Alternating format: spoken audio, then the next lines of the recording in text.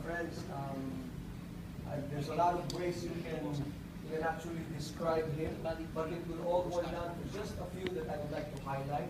As far as musicality is concerned, he's top-notch. Yeah. Not just as a singer and performer, but a composer as well.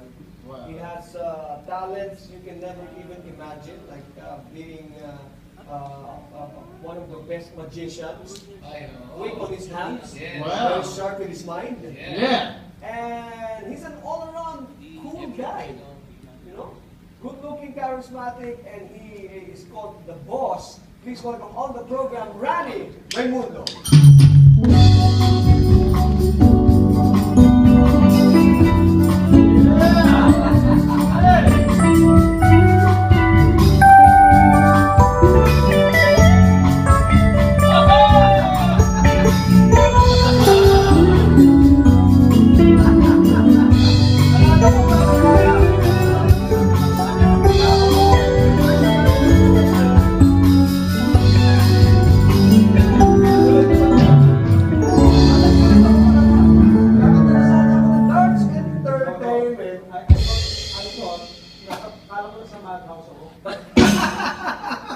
Bakit po Madhouse? Madhouse is the name of my venues where you can play baris. Ah, Yeah. bago na naman yan, ha?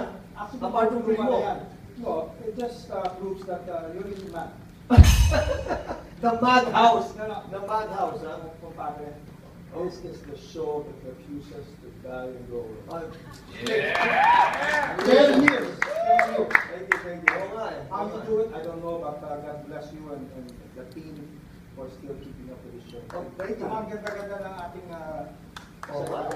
Oh, well, we have Tita Pai.